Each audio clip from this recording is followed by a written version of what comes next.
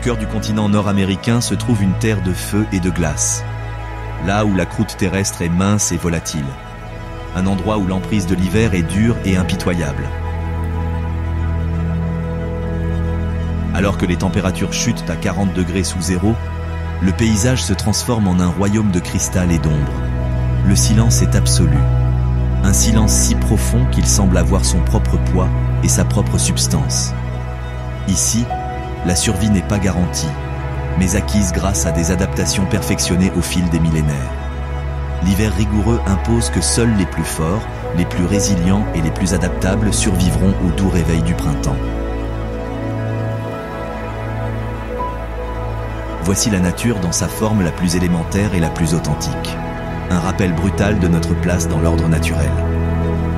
Bienvenue à Yellowstone en hiver.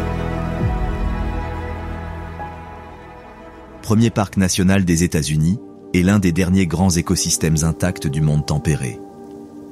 Un joyau préservé non seulement pour sa beauté époustouflante, mais aussi comme un laboratoire vivant où l'on peut observer le jeu du prédateur et de la proie, de la vie et de la mort, se déroulant sur un fond de splendeur naturelle.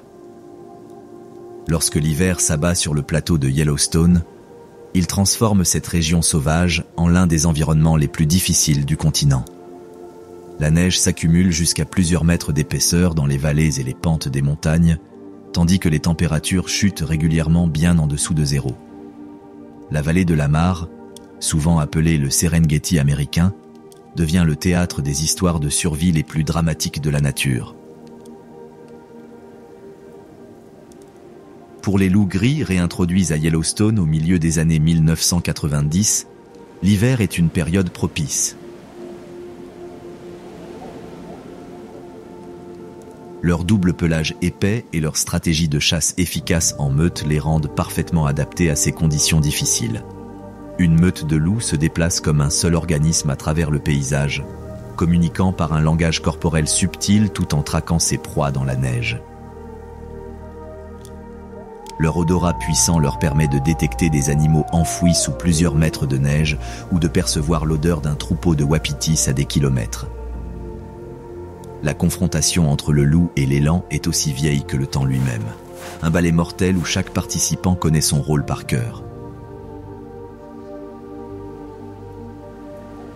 Les wapitis, malgré leur taille imposante et leur bois dangereux, se trouvent désavantagés dans la neige profonde. Leurs longues pattes percent la croûte, les obligeant à dépenser leur précieuse énergie à chaque pas laborieux.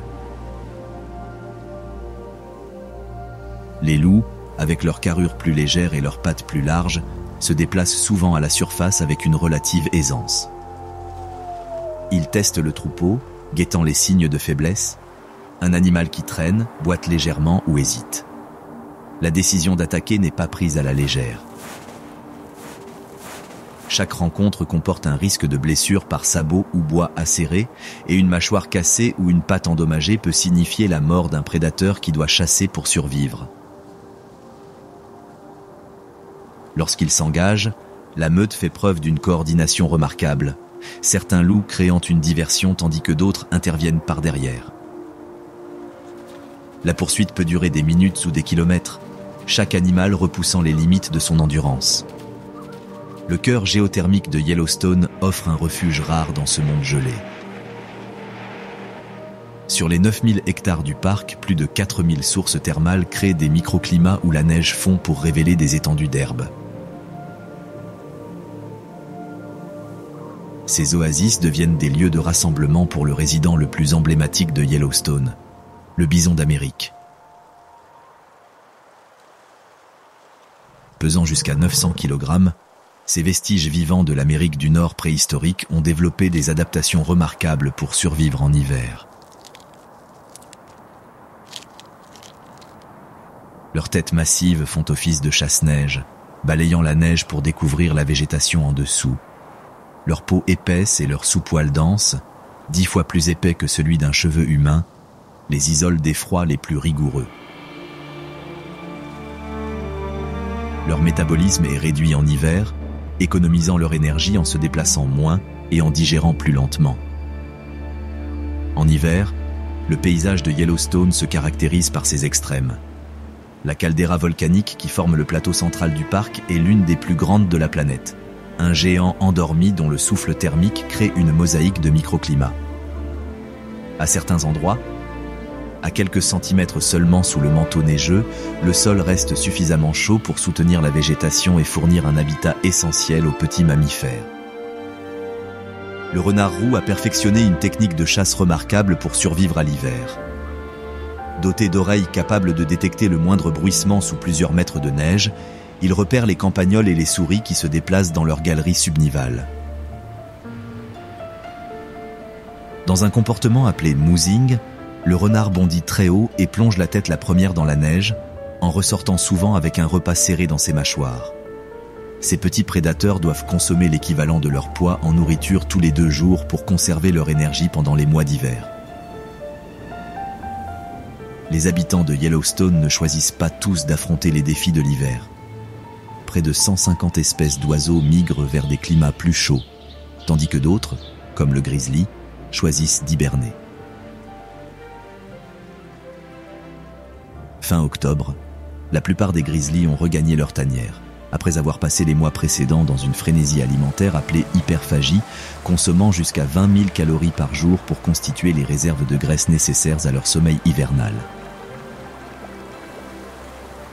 Une femelle grizzly donne naissance pendant son hibernation, généralement à des jumeaux. Les petits, pesant moins de 500 grammes à la naissance, têtent et grandissent dans la sécurité de leur tanière pendant que l'hiver fait rage dehors. À leur sortie du nid au printemps, ils pèseront 7 kg et affronteront les défis du monde extérieur aux côtés de leur mère protectrice. Pour les wapitis de Yellowstone, l'hiver est une question d'économie d'énergie.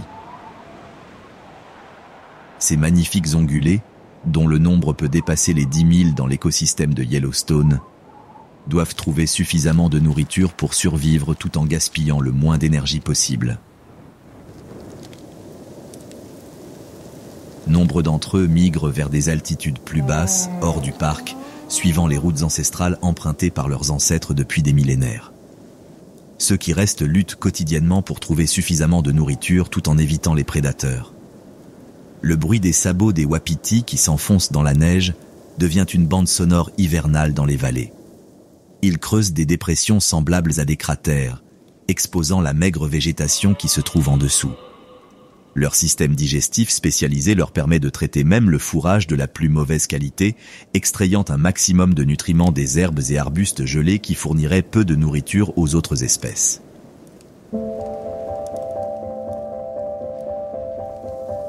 La mort en hiver offre des opportunités aux équipes de nettoyage de Yellowstone. Les corbeaux, dotés d'une intelligence comparable à celle des chimpanzés, suivent les meutes de loups, sachant qu'une chasse fructueuse leur offrira un festin. On a observé ces oiseaux rusés tirer sur la queue des loups pour les distraire d'une carcasse ou laisser tomber des brindilles sur des loups endormis pour les effrayer et les détourner de leur repas. Les coyotes adoptent une approche plus prudente, attendant le départ des loups avant d'attaquer et de récupérer ce qui reste. Leur relation est complexe et souvent violente. Les loups tuent les coyotes non seulement par compétition, mais aussi, semble-t-il, par impératif territorial. Pourtant, les coyotes persistent grâce à leur adaptabilité et leur ruse, formant parfois des alliances temporaires avec des corbeaux qui agissent comme des éclaireurs aériens, les aidant à localiser la nourriture en échange de l'accès aux carcasses que le coyote peut déchiqueter avec ses puissantes mâchoires. Les hivernants de Yellowstone ne se contentent pas tous de supporter la saison, certains semblant l'apprécier pleinement. Les loutres de rivière transforment les cours d'eau gelés en terrain de jeu, créant des toboggans le long des berges qu'elles utilisent non seulement pour se déplacer efficacement, mais aussi, semble-t-il, pour le plaisir. Ces belettes aquatiques entretiennent des trous ouverts dans la glace pour pêcher et peuvent rester immergées jusqu'à 4 minutes pour chasser. Leur fourrure dense, comptant jusqu'à 1 million de poils par pouce carré, les isole même des eaux les plus froides.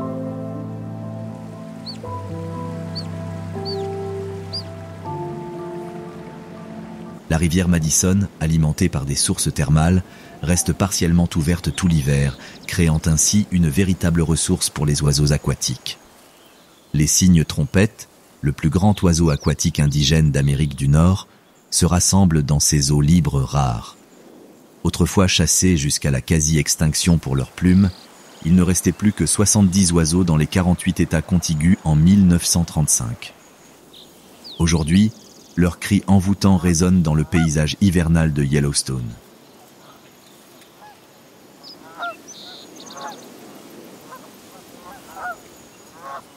À mesure que l'hiver s'installe, le parc entre dans un état d'animation suspendu. La neige atténue les bruits, créant un silence seulement interrompu par le craquement des arbres sous le poids de la neige ou le hurlement lointain des loups célébrant une chasse fructueuse.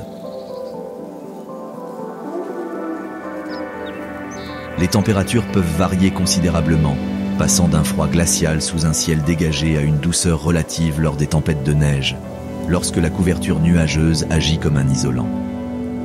Les nuits apportent leur magie à l'hiver de Yellowstone. Avec une pollution lumineuse minimale, les étoiles brillent d'une clarté inhabituelle et parfois les aurores boréales dansent dans le ciel en rideau vert. L'air froid transporte le son avec une efficacité surprenante, à tel point que le ululement d'un grand-duc pourrait parcourir des kilomètres à travers le paysage gelé. Pour les créatures de Yellowstone, l'hiver n'est pas une chose à conquérir, mais à endurer grâce à l'adaptation. Chaque espèce porte en elle le savoir d'innombrables générations, gravées dans son corps et ses comportements, leçons apprises grâce à l'impitoyable maître de la sélection naturelle. Ce savoir ancestral se manifeste dans la tête massive du bison, conçue pour balayer la neige, dans le bond précis du renard et dans les stratégies de chasse coopérative du loup. Alors que janvier cède la place à février et février à mars, l'hiver semble interminable. La nourriture se raréfie, les prédateurs se font plus désespérés, les proies plus vulnérables. Les faibles et les vieux commencent à succomber, leur corps devenant la nourriture des autres dans le grand recyclage des nutriments qui assure le fonctionnement de cet écosystème.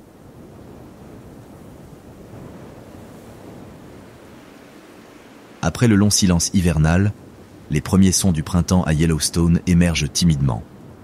L'eau s'égoutte des glaçons, le doux murmure des ruisseaux qui s'écoulent sous la glace qui s'amincit, et le caquetage lointain des oies canadiennes de retour de leur séjour dans le sud.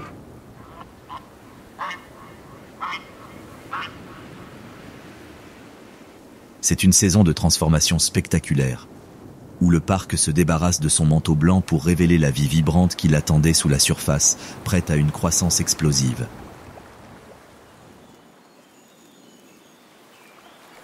Bienvenue à Yellowstone au printemps, saison de renaissance et d'éveil rapide, où la vie s'accélère, passant du rythme somnolent de l'hiver à une frénésie de croissance et de reproduction. Ici, dans le premier parc national des États-Unis, la transition entre les saisons met en valeur la remarquable résilience de la nature et la complexité de son rythme, qui a évolué au fil des millénaires. Pour les grizzlies de Yellowstone, l'émergence printanière marque la fin de 5 mois d'hibernation. La mère ours, ayant donné naissance pendant son sommeil hivernal, doit désormais relever le défi de trouver suffisamment de nourriture tout en protégeant ses oursons vulnérables. Elle a perdu jusqu'à 30% de son poids pendant l'hibernation et doit reconstituer ses réserves tout en produisant un lait riche pour sa progéniture en pleine croissance.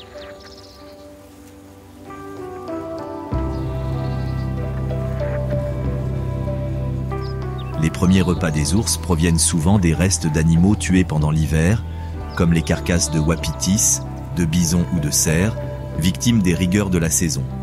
Omnivores au régime alimentaire varié, les grizzlies se mettent rapidement à creuser pour trouver racines, tubercules et bulbes de nénuphars des glaciers à mesure que ces plantes émergent de la neige fondante. Leurs muscles massifs aux épaules et leurs longues griffes en font des excavateurs efficaces, capables de retourner rapidement de vastes étendues de terre à la recherche de nourriture. La communication devient cruciale lorsque les ours sortent de leur isolement hivernal. Marquer les arbres en se tenant contre eux et en leur frottant le dos constitue un tableau d'affichage olfactif complexe pour la communauté des ours. Chaque ours laisse une signature olfactive unique, transmettant des informations sur son identité, son statut reproducteur et sa dominance. Dans un environnement où les rencontres directes peuvent mener à des confrontations dangereuses, ce système de messagerie chimique aide les ours à naviguer dans leur monde social tout en maintenant la distance nécessaire. Pour les meutes de loups de Yellowstone, le printemps apporte de nouveaux défis et opportunités. La femelle reproductrice, qui s'est accouplée en février, se prépare maintenant à mettre bas. La meute devient de plus en plus protectrice de son terrier, souvent un terrier de blaireau ou de coyote reconverti et agrandi, ou une cavité naturelle entre les rochers ou les racines des arbres. Dans ce sanctuaire, 4 à 6 petits naissent aveugles et totalement dépendants de leur mère et de la structure familiale élargie de la meute. Les louveteaux se développent rapidement, leurs yeux s'ouvrant au bout de 2 semaines environ. À 3 semaines, ils commencent à sortir de leur tanière et explorent leur environnement sous la protection vigilante des membres de la meute. Toute la meute participe à l'élevage des louveteaux. Les adultes non reproducteurs apportent la nourriture aux jeunes en pleine croissance et se relaient pour les garder pendant que les autres chassent. Cette stratégie de reproduction coopérative augmente les chances de survie dans un environnement difficile où la chasse n'est jamais garantie.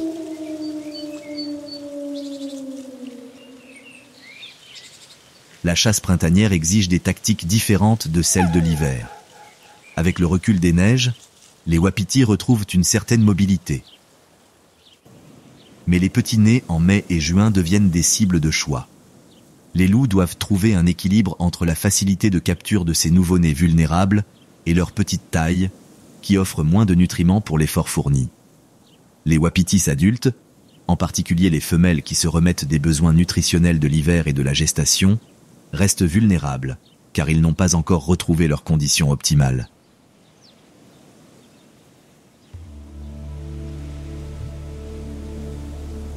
La saison de mise bas des bisons transforme le paysage démographique de Yellowstone. Nés avec une robe rouge orangée caractéristique qui s'assombrit avec l'âge, les bisons peuvent se tenir debout 1 heure après leur naissance et suivre le troupeau en une journée.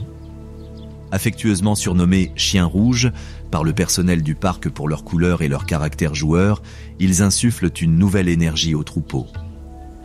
Les bisons femelles forment des groupes de nourricerie peu denses, créant un formidable périmètre défensif autour de leurs petits. Lorsque les loups ou les ours s'approchent trop près, ces mères massives forment un front uni, leurs cornes acérées et leur masse de 900 kg incitant les prédateurs potentiels à reconsidérer leurs options de chasse.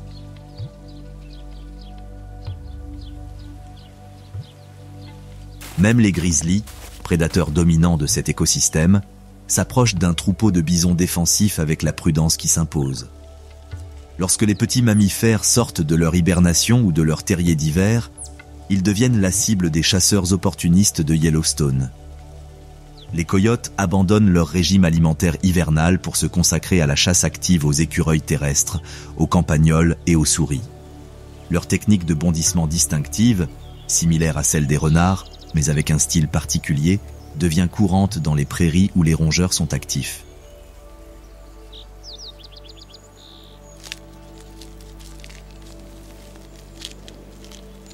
Le mammifère terrestre le plus rapide d'Amérique du Nord, l'antilope d'Amérique, revient dans les aires de répartition nordique du parc avec le recul des neiges. Capable d'atteindre des vitesses soutenues allant jusqu'à 88 km/h, ces élégants ongulés ont développé leur remarquable rapidité pour échapper à des prédateurs aujourd'hui disparus.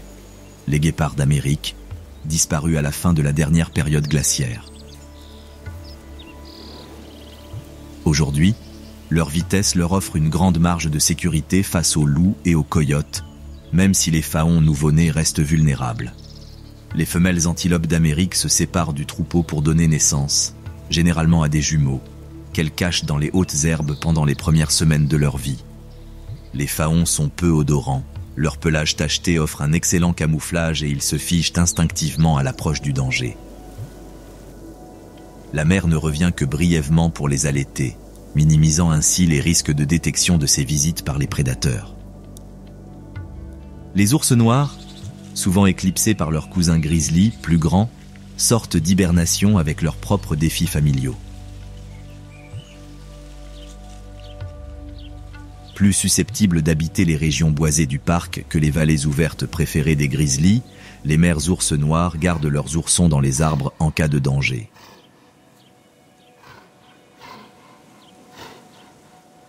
Contrairement aux oursons grizzlies, qui restent généralement avec leur mère pendant 2 à 3 ans, les oursons noirs deviennent généralement indépendants après seulement 16 à 17 mois. Le sol en éveil est le théâtre de ses propres drames. Les insectes s'activent et les rongeurs souterrains reprennent leur vie trépidante. Les blaireaux, avec leur visage rayé caractéristique et leur puissante capacité de fouille, creusent des réseaux de terriers complexes à la poursuite des écureuils terrestres et des marmottes. Ces prédateurs déterminés peuvent déplacer des quantités surprenantes de terre en quelques minutes, leur corps semblant conçu comme des machines à creuser vivantes. Le paysage de Yellowstone lui-même subit une transformation spectaculaire au printemps. À mesure que la fonte des neiges sature le sol, la végétation dormante réagit par une croissance explosive. Les premières fleurs sauvages, comme les lys des glaciers, les beautés printanières et les campanules jaunes, percent les dernières plaques de neige, s'épanouissant parfois littéralement à la lisière de la neige.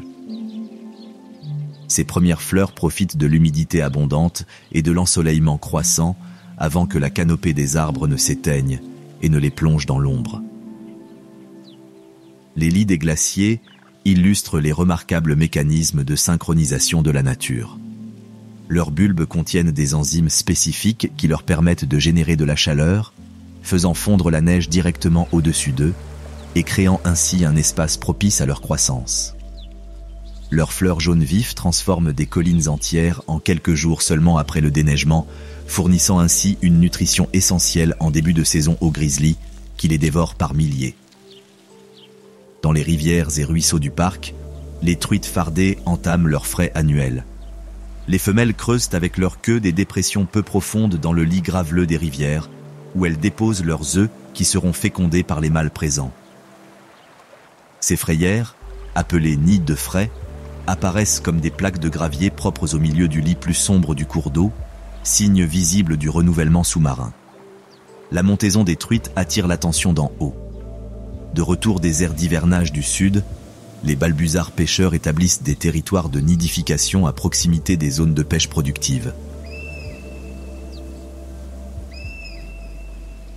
Ces rapaces spécialisés, parfois appelés faucons pêcheurs, peuvent plonger les pieds en premier dans l'eau, s'immerger complètement avant d'émerger, le poisson fermement saisi dans leur serre recourbée.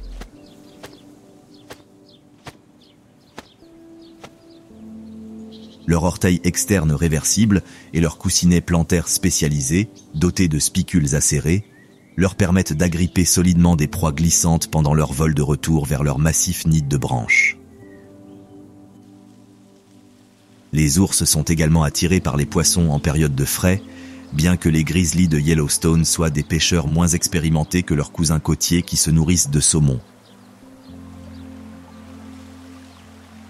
Néanmoins, la source concentrée de protéines que représentent les truites en période de frai attire les ours affamés vers les bords des cours d'eau, où ils peuvent utiliser leurs pattes pour ramasser les poissons sur la berge ou simplement patauger et tenter de les piéger contre le fond.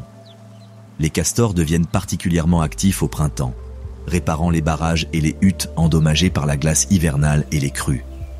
Ces ingénieurs des écosystèmes transforment le paysage par leurs activités de construction, créant des zones humides bénéfiques pour d'innombrables autres espèces.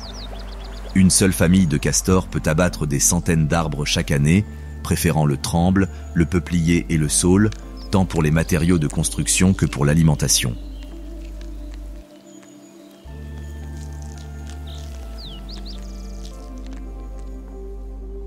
Les incisives du castor sont des outils remarquables. Auto-affûtantes, elles poussent continuellement et sont dotées d'un émail renforcé de fer qui leur donne leur couleur orange caractéristique. Ces dents spécialisées permettent aux castors de s'attaquer à des arbres plusieurs fois plus grands qu'eux, façonnant ainsi l'environnement riverain selon leurs besoins et créant une complexité d'habitat qui accroît la biodiversité dans tout le système. Avec le dégel des zones humides et le réchauffement des sols, les oiseaux résidents de Yellowstone reviennent par vagues au gré de leur migration.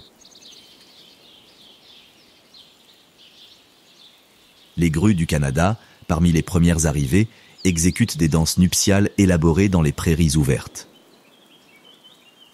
Mesurant près d'1,20 m, ces oiseaux anciens bondissent dans les airs, ailes partiellement déployées, oscillant et s'inclinant dans des mouvements synchronisés qui renforcent les liens du couple, parfois durables. Le réchauffement climatique stimule la reproduction des amphibiens.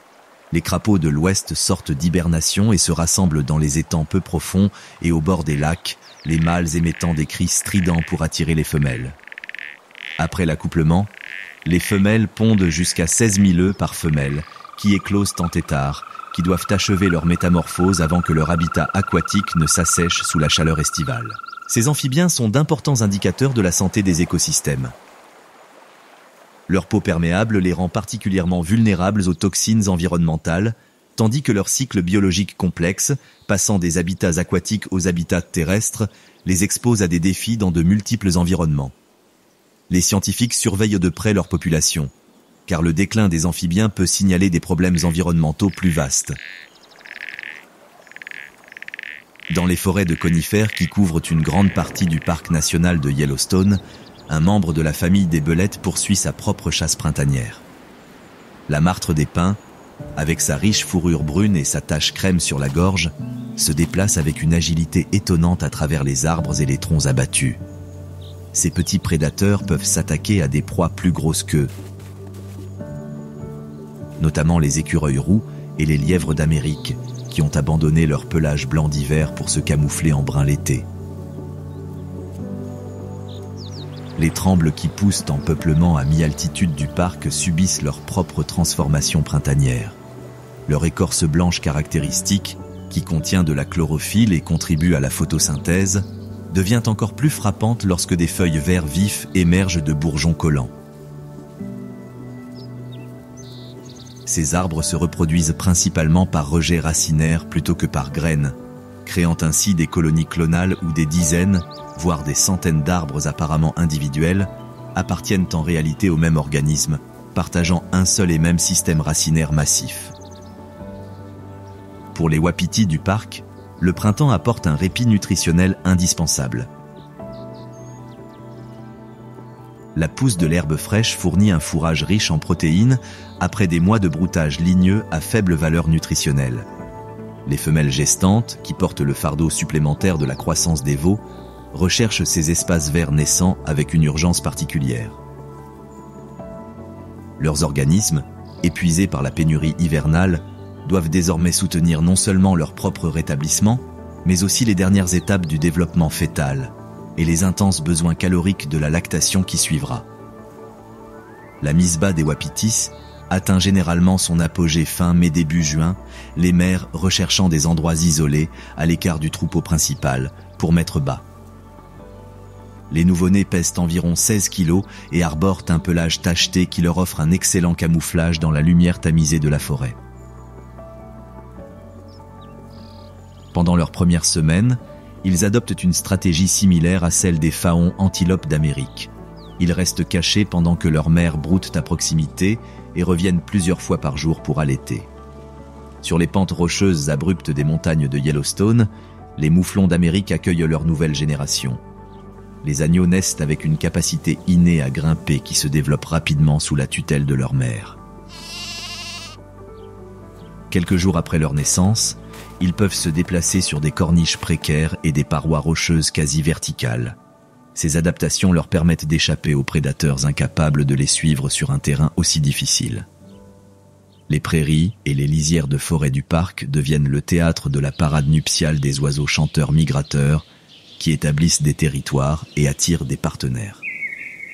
Les merles bleus azuréens, parmi les premiers à revenir, arborent leur plumage azur éclatant tandis que les mâles effectuent des parades aériennes et présentent des cavités de nidification potentielles aux femelles exigeantes. Leur régime insectivore les oblige à planifier leur arrivée avec précision. Trop tôt, ils risquent de ne pas trouver suffisamment de nourriture, trop tard, et les meilleurs sites de nidification seront accaparés par leurs concurrents. Des signes plus subtils révèlent la présence continue de résidents permanents comme la gélinote huppée. Les mâles établissent des territoires de parade où ils exécutent leur tambourinage caractéristique, se tenant debout sur un tronc d'arbre et battant des ailes à un rythme accéléré qui produit un son rappelant le tonnerre lointain. Ces sites de parade, appelés troncs de tambourinage, sont identifiables par l'accumulation de fientes et peuvent être utilisés par des générations successives de tétras pendant des décennies. Les marmottes à ventre jaune émergent de 8 mois d'hibernation et ont beaucoup de travail devant elles. Ces grands écureuils terrestres doivent regagner le poids perdu pendant leur long sommeil hivernal et se préparer à la brève saison de reproduction estivale. Leur sifflement d'avertissement distinctif résonne sur les pentes rocheuses, alertant les membres de la colonie de menaces potentielles venues d'en haut, principalement des aigles royaux qui peuvent fondre sur eux et emporter même les marmottes adultes. Le temps printanier à Yellowstone est réputé pour son inconstance. Un soleil radieux peut laisser place à des averses de neige en quelques heures. Les orages de l'après-midi se multiplient à mesure que la saison avance, leur formation nuageuse spectaculaire se formant au-dessus des montagnes avant de déchaîner éclairs, grêles et brèves pluies torrentielles. Ces orages, bien que parfois dangereux, apportent l'humidité et l'azote essentiels. Dans les zones où les incendies ont créé des ouvertures dans la canopée forestière, la succession végétative se met en place. Les pins tordus, dont les cônes sérotineux nécessitent de la chaleur pour libérer leurs graines, forment de nouvelles pousses dans les zones brûlées. Ces espèces entament le long processus de régénération forestière qui s'étendra sur des décennies, augmentant progressivement l'ombre et modifiant les conditions du sol pour permettre le développement de communautés végétales plus diversifiées. Les casse-noix d'Amérique, des corvidés spécialisés dotés d'une mémoire spatiale remarquable, jouent un rôle crucial dans la régénération du pin à écorce blanche. Ces oiseaux peuvent mémoriser des milliers d'emplacements de caches de graines sur des terrains montagneux complexes. Les graines qu'ils ne parviennent pas à récupérer, jusqu'à 98 000 par oiseau, constituent la prochaine génération de ces arbres à croissance lente et de haute altitude qui fournissent des ressources alimentaires essentielles aux grizzlies en automne.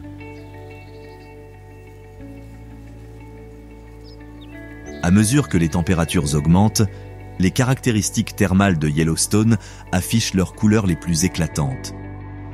Les micro-organismes qui peuplent les sources chaudes, les bactéries extrémophiles et les archées capables de survivre à des températures qui feraient cuire des cellules ordinaires créent des anneaux de couleurs vives autour du bleu azur des eaux plus profondes. Chaque bande de couleurs représente des communautés d'organismes adaptés à des plages de températures spécifiques, créant ainsi de véritables thermomètres vivants visibles à travers le paysage. Le contraste entre les forces biologiques et géologiques définit le caractère unique de Yellowstone. Ici, l'évolution a produit des espèces adaptées non seulement aux extrêmes saisonniers, mais aussi aux défis chimiques et thermiques de la vie au sommet d'un supervolcan actif. À mesure que le printemps avance vers l'été, le rythme du parc s'accélère. Les jours rallongent considérablement, permettant aux plantes de maximiser la photosynthèse. Les animaux qui ont enduré la pénurie hivernale se retrouvent désormais dans un paysage de plus en plus abondant. La précipitation à se reproduire, à grandir, à se préparer à la brève fenêtre de conditions optimales provoque une frénésie d'activité dans tous les habitats et toutes les zones d'altitude. En cette saison de renouveau, les mécanismes temporels complexes, qui ont évolué au fil des millénaires, deviennent apparents. Des températures précises qui signalent aux plantes la sortie de dormance aux signaux de photopériode qui stimulent les comportements de reproduction chez les animaux, en passant par les interactions complexes entre prédateurs et proies, tout est calibré en fonction des conditions spécifiques de cet écosystème remarquable. Le printemps à Yellowstone offre un aperçu de ces synchronicités, révélant le ballet de la vie qui s'y déroule depuis le retrait des derniers glaciers. L'été arrive à Yellowstone avec la subtilité d'une explosion.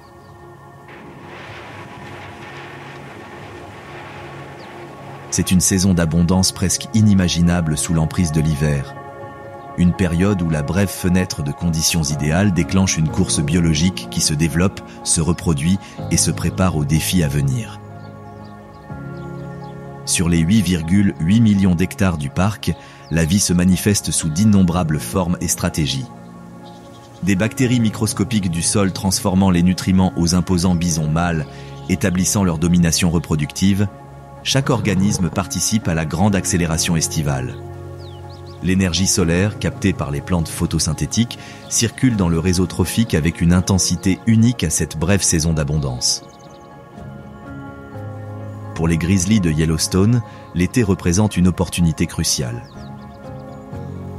Après être sortis d'hibernation, appauvris sur le plan nutritionnel, ils se retrouvent désormais dans un environnement où l'abondance est croissante. Les femelles accompagnées de leurs petits sont soumises à une pression particulière. Elles doivent consommer suffisamment de calories pour assurer leur production de lait tout en leur enseignant les compétences essentielles à la survie. Une mère ours peut parcourir des centaines de kilomètres carrés pendant l'été, guidant ses petits vers les sources de nourriture saisonnières dès qu'elles deviennent disponibles. Le régime alimentaire du grizzly témoigne de son adaptabilité. Omnivore, il consomme de tout, des fourmis et des papillons de nuit aux jeunes wapitis et aux charognes. Ses longues griffes recourbées lui servent d'outils polyvalents. Il lui permet de déterrer les racines des plantes nutritives, de retourner les rochers pour trouver des écrevisses et des insectes, ou encore de creuser les terriers des spermophiles. En été, un grizzly peut consommer 30 000 calories par jour pendant les périodes de pic d'alimentation. La truite fardée, autrefois abondante dans le lac Yellowstone et ses affluents, constituait historiquement une importante source de nourriture estivale pour les ours. L'introduction illégale de touladis non indigènes dans les années 1980 a dévasté la population de truites fardées, forçant les ours à chercher d'autres sources de nourriture. La saison de reproduction des bisons débute avec l'été.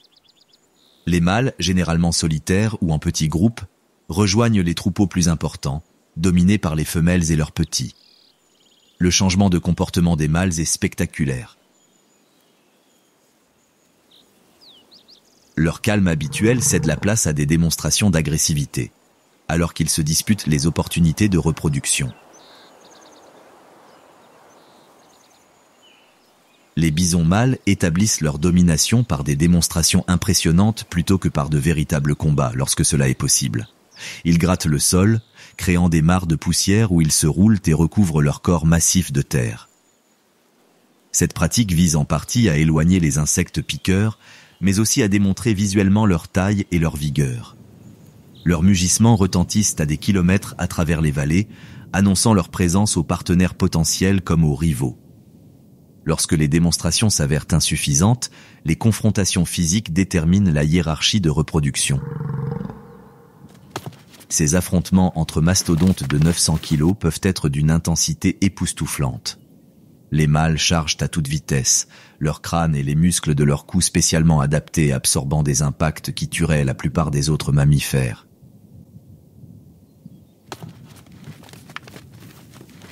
Bien que rarement mortels, ces combats peuvent causer de graves blessures, notamment aux yeux et aux pattes, compromettant potentiellement les chances de survie du mâle pendant l'hiver. La période de reproduction, appelée rut, transforme la dynamique du troupeau. Les taureaux testent constamment la réceptivité des femelles, utilisant leur odorat très développé pour détecter les changements hormonaux indiquant l'œstrus. Une vache est fertile moins de 24 heures, ce qui crée une concurrence intense entre les taureaux. Les mâles les plus grands et les plus dominants effectuent la majeure partie de la reproduction, garantissant ainsi l'apport génétique des individus ayant prouvé leur capacité à s'épanouir dans cet environnement difficile. Pour les wapitis de Yellowstone, l'été est une période de récupération et de préparation. Les femelles qui ont mis bas à la fin du printemps broutent désormais dans des prairies fertiles, transformant l'abondante végétation en lait riche pour les veaux à croissance rapide. Les mâles, quant à eux, investissent une énergie considérable dans la croissance de leur bois, le tissu à la croissance la plus rapide du règne animal, capable de croître jusqu'à 2,5 cm par jour au plus fort de leur développement. Les bois de wapiti sont des merveilles de génie biologique. Issus de cellules spécialisées à leur base, ils s'étendent et se ramifient selon la programmation génétique et l'état nutritionnel. Durant leur croissance, ils restent recouverts de velours, une peau spécialisée riche en vaisseaux sanguins qui transportent le calcium et d'autres minéraux vers l'os en développement. À la fin de l'été, les bois durcissent, la circulation sanguine cesse, et le velours sèche et se détache, révélant l'os poli en dessous. Les louveteaux nés en avril ont maintenant quitté leur tanière et établi des zones en surface où les jeunes restent en pleine croissance pendant que les adultes chassent. Ces zones deviennent des centres sociaux pour la meute, où les louveteaux développent des compétences essentielles par le jeu, imitant les comportements dont ils auront besoin à l'âge adulte. Poursuite, bond et établissement de hiérarchie au sein de la meute par des simulations de combat et des épreuves de force. Les membres adultes de la meute chassent et gardent les loups à tour de rôle, préservant ainsi la structure sociale coopérative qui fait des loups des prédateurs si efficaces dans ce paysage difficile. À leur retour, les chasseurs régurgitent de la viande partiellement digérée pour les petits et les adultes restés sur place. L'été impose ses propres défis aux loups de Yellowstone.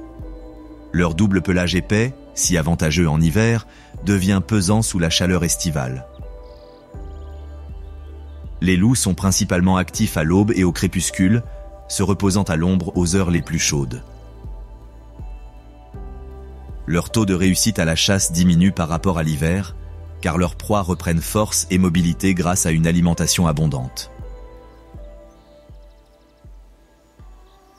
Les faons antilopes d'Amérique nés au printemps font preuve de la rapidité remarquable qui caractérise leur espèce.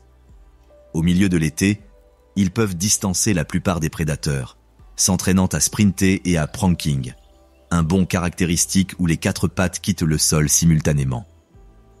Ce comportement, apparemment ludique, développe en réalité la coordination et les capacités cardiovasculaires qui pourraient un jour leur sauver la vie.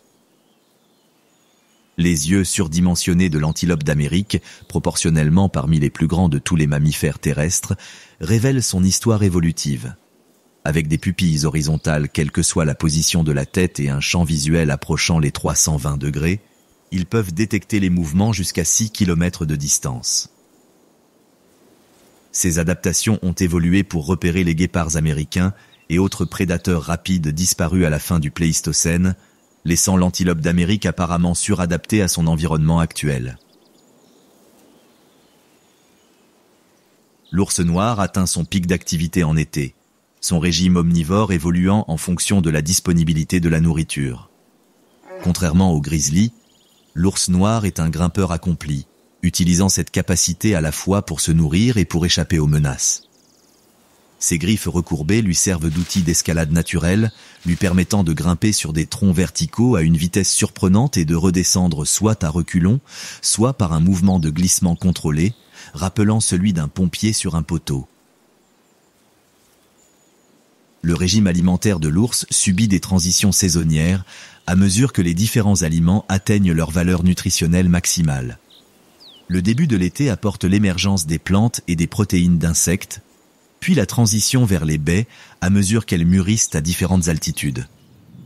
Les ours possèdent une mémoire spatiale remarquable, retournant année après année aux zones de nourriture productive, empruntant souvent les mêmes itinéraires à travers le paysage, créant ce que les biologistes appellent un savoir culturel transmis de génération en génération.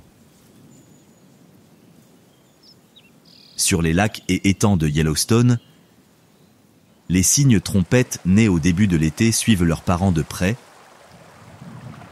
apprenant à repérer la végétation aquatique, les invertébrés et parfois les petits poissons.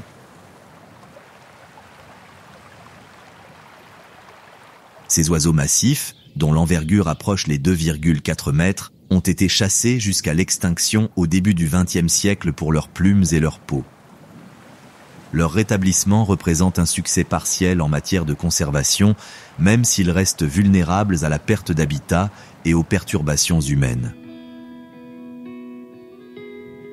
Les colonies de castors atteignent leur pic d'activité annuel pendant les mois d'été.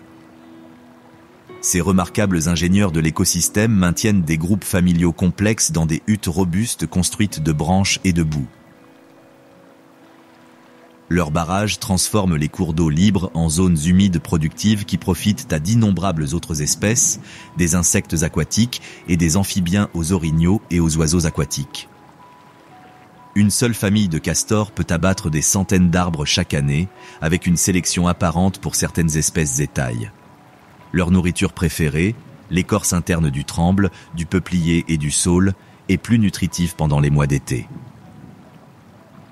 Les animaux stockent les branches excédentaires sous l'eau près de leur hutte, créant ainsi des tas de nourriture qui leur permettront de subvenir à leurs besoins lorsque la glace rend la recherche de nourriture difficile, voire impossible.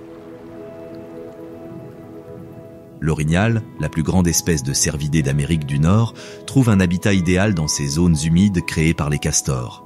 Son système digestif spécialisé lui permet de traiter des plantes aquatiques qui seraient immangeables ou toxiques pour d'autres ongulés. Un orignal peut consommer de 22 à 27 kg de végétation par jour en été, constituant ainsi des réserves qui lui permettront de traverser l'hiver lorsque son métabolisme ralentit et que la nourriture se raréfie. Les orignaux ont développé des adaptations remarquables à leur mode de vie semi-aquatique. Leur museau allongé et leurs lèvres supérieures préhensiles fonctionnent comme des pinces flexibles pour ramasser la végétation, tant au-dessus qu'au-dessous de l'eau. Le rabat de peau caractéristique qui pend de la gorge, appelé fanon ou cloche, pourrait servir de signal social, bien que son utilité exacte reste controversée parmi les biologistes. L'été est le moment idéal pour pêcher le balbuzard pêcheur de Yellowstone. Ces rapaces spécialisés, parfois appelés faucons pêcheurs, possèdent des adaptations uniques à leur mode de vie piscivore. Leur orteil externe peut pivoter vers l'arrière pour permettre une prise double avant et double arrière sur les poissons glissants. Des coussinets spéciaux sur leurs pattes contiennent des spicules acérées qui améliorent leur prise, tandis que les écailles orientées vers l'arrière de leur serre fonctionnent comme des barbes pour empêcher les poissons de s'échapper. Les nids des balbuzards pêcheurs, souvent construits au sommet d'arbres morts près de zones de pêche productives, deviennent des centres d'activité, les parents apportant un flot quasi continu de poissons aux oisillons en pleine croissance. Les jeunes se développent rapidement et atteignent presque leur taille adulte 6 semaines après l'éclosion.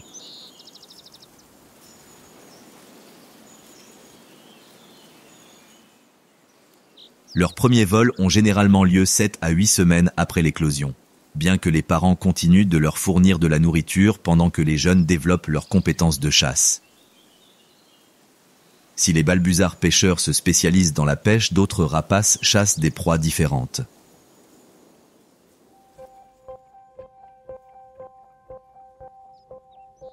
Les faucons pèlerins, qui ont survécu à une quasi-extinction due à la contamination au DDT, chassent les oiseaux plus petits avec des attaques aériennes spectaculaires. Leur stretch, un piqué à grande vitesse pouvant dépasser 320 km/h, fait d'eux les animaux les plus rapides de la planète. Cette vitesse leur permet de frapper leurs proies en plein vol avec une telle force que l'impact à lui seul est souvent fatal.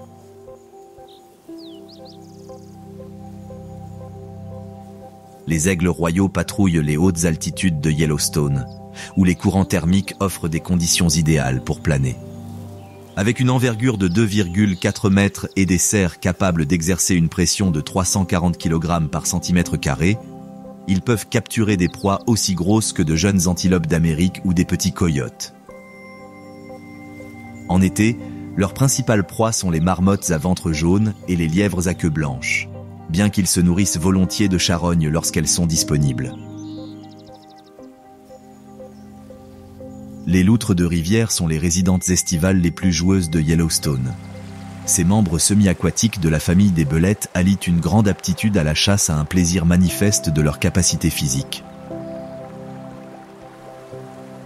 Les familles créent des coulées de boue le long des berges, grimpant à plusieurs reprises pour ensuite glisser dans l'eau, une activité qui semble purement récréative, mais qui peut aussi servir à enseigner aux jeunes loutres d'importantes compétences motrices. Malgré leur caractère joueur, les loutres sont de redoutables prédateurs, spécialement adaptés à la chasse aquatique. Leurs moustaches sensibles détectent les mouvements de leurs proies dans les eaux troubles ou l'obscurité totale. Leurs mâchoires puissantes et leurs dents acérées leur permettent d'éliminer rapidement les poissons. Leur pelage dense à double couche, comptant jusqu'à 1 million de poils par pouce carré, les isole même des ruisseaux de montagne les plus froids. L'été à Yellowstone apporte son lot de caprices météorologiques quotidiens. Tandis que le soleil réchauffe le paysage, l'air chargé d'humidité s'élève rapidement au-dessus des montagnes, formant d'imposants nuages d'orage pouvant atteindre 15 000 mètres d'altitude ou plus. En milieu d'après-midi, ces orages provoquent souvent des averses brèves mais intenses, des éclairs et parfois de la grêle, avant de se dissiper en soirée et de répéter le cycle le lendemain. La foudre provoquée par ces orages déclenche chaque année de nombreux petits incendies, un processus naturel qui façonne les forêts de Yellowstone depuis des millénaires. La plupart de ces incendies restent de faible ampleur, brûlant les sous-bois et créant des zones d'habitat fragmentées, ce qui accroît la biodiversité. Parfois, lorsque les conditions sont réunies, des incendies plus importants remodèlent des portions importantes du paysage, comme en témoignent les incendies historiques de 1988, qui ont touché plus de 30% du parc. Les journées d'été s'étirent interminablement à Yellowstone, avec près de 16 heures de lumière au solstice. Cette photopériode prolongée déclenche des réponses hormonales complexes chez les plantes et les animaux, accélérant la croissance et signalant la finitude de cette saison favorable. Du chant des oiseaux chanteurs à l'aube à l'apparition des chauves-souris le soir, le cycle quotidien est riche d'innombrables rythmes d'activité entrelacés. Les colibris à queue large, pesant moins d'1 centime, sont les plus petits visiteurs estivaux de Yellowstone. Ces acrobates aériens doivent consommer quotidiennement plus que leur poids en nectar pour alimenter leur métabolisme, si rapidement que leur cœur bat plus de 1200 fois par minute en vol. Ils pollinisent de nombreuses espèces de fleurs sauvages tout en défendant leur territoire d'alimentation par des parades agressives et des trilles d'ailes caractéristiques. Le plumage saisissant du tangara à tête rouge mâle, sa tête rouge, son corps jaune et ses ailes noires en font l'un des résidents estivaux les plus colorés de Yellowstone. Ces migrateurs néotropicaux parcourent chaque année des milliers de kilomètres entre leurs aires d'hivernage d'Amérique centrale et leur territoire de reproduction nordique. Le pigment rouge vif de leurs plumes provient en réalité de leur alimentation. Contrairement à de nombreux oiseaux rouges qui peuvent synthétiser leur propre pigment rouge, les tangaras doivent consommer des insectes contenant des composés spécifiques que leur organisme transforme pour leur donner cette couleur rouge caractéristique. Les cerfs mulets passent l'été à se remettre des rigueurs de l'hiver. Contrairement à leurs cousins à queue blanche qui préfèrent les cours d'eau et les forêts plus denses, les cerfs mulets prospèrent dans les habitats plus secs et plus ouverts du Yellowstone.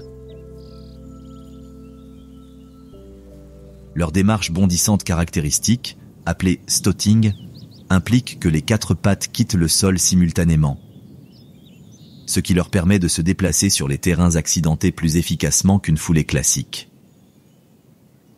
Les oreilles du cerf mulet, qui portent son nom, remplissent de multiples fonctions au-delà de leur ouïe exceptionnelle. Ces grands organes, très vascularisés, agissent comme des radiateurs pendant les chaleurs estivales, permettant à l'excès de chaleur corporelle de se dissiper par les vaisseaux sanguins proches de la surface. Les oreilles peuvent pivoter indépendamment, permettant à l'animal de capter simultanément plusieurs sources sonores.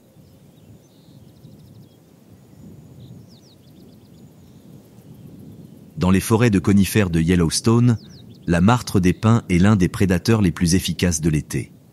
Ce membre arboricole de la famille des belettes se déplace avec une agilité étonnante à travers la canopée, capable de bondir de plusieurs mètres entre les branches tout en poursuivant ses proies.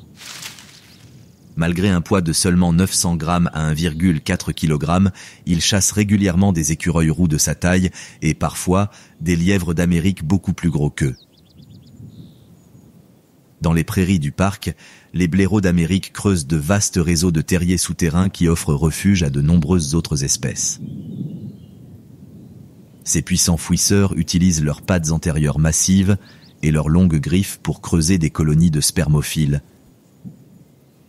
créant ainsi des réseaux de tunnels pouvant comporter plusieurs entrées, des chambres de nidification et des zones de stockage de nourriture. L'été marque l'émergence des jeunes blaireaux, qui restent avec leur mère jusqu'à la dispersion automnale. Les coyotes modifient leur stratégie de chasse à mesure que l'été avance.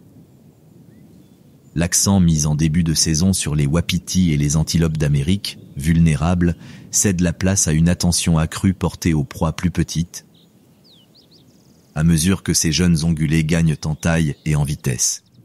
Le bond de souris caractéristique du coyote, un saut vertical qui abat précisément ses pattes avant sur les petits mammifères détectés par le son dans les hautes herbes, devient courant dans les prairies du parc.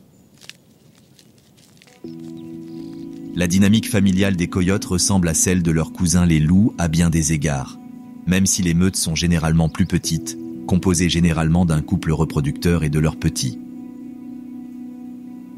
Les petits nés au printemps se développent rapidement pendant l'abondance estivale, acquérant des compétences de chasse par le jeu et l'observation.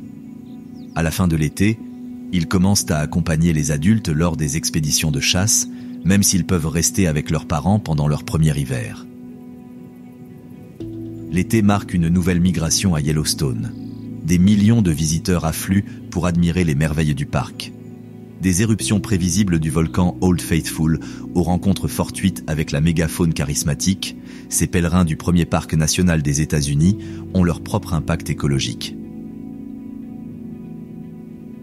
Gérée avec soin, cette fréquentation apporte un soutien public crucial à la conservation, tout en finançant la recherche scientifique et les programmes éducatifs.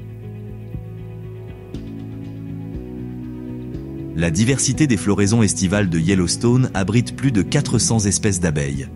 Des minuscules abeilles à sueur à peine visibles à l'œil nu aux bourdons massifs capables de voler à des températures proches de zéro.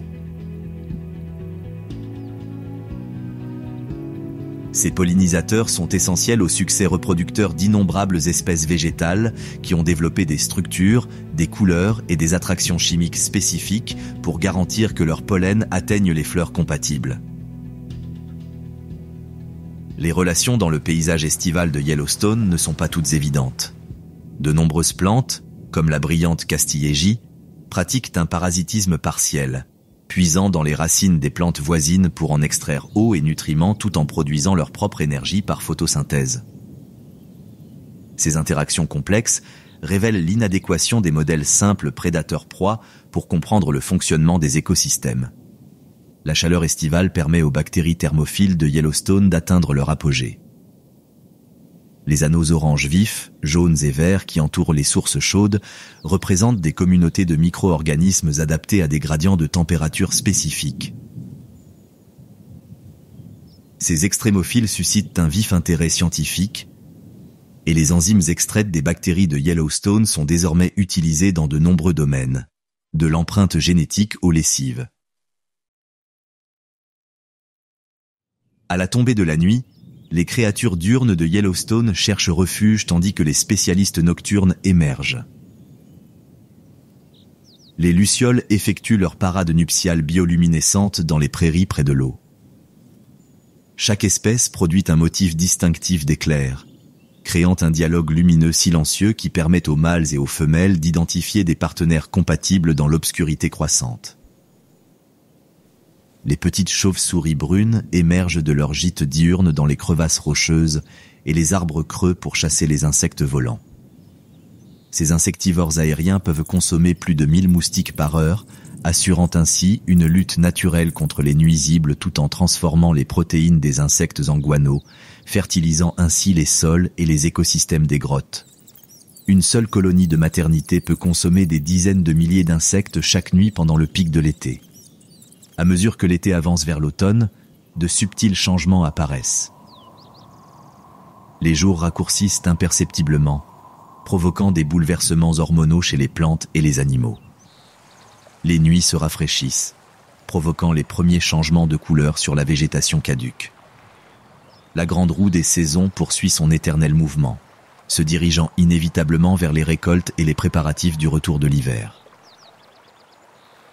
C'est une saison de préparation et de transition, de rassemblement et de migration, de rituels d'accouplement et de récolte finale avant que l'hiver ne reprenne possession des hautes terres. La bande sonore de l'automne commence avant l'aube, lorsque les wapitis mâles annoncent leur présence avec leurs clairons envoûtants qui résonnent dans les vallées enveloppées de brume matinale.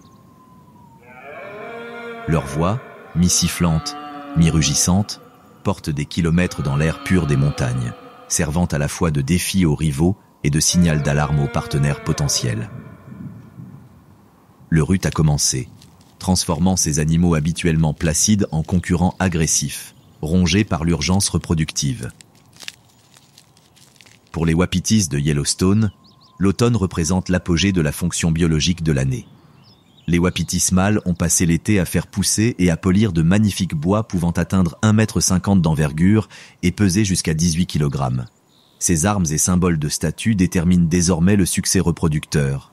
Les mâles constituant et défendant des harèmes de femelles, comptant parfois 20 femelles ou plus. Les affrontements entre taureaux peuvent être spectaculaires et dangereux. Des adversaires de force égale peuvent se battre pendant des heures, leur bois massif imbriqué, poussant, se tordant et manœuvrant pour prendre l'avantage. Le vainqueur revendique ou conserve ses droits de reproduction, tandis que le vaincu bat en retraite pour reprendre des forces ou rechercher des femelles moins bien défendues. Les blessures mortelles sont rares, mais fréquentes.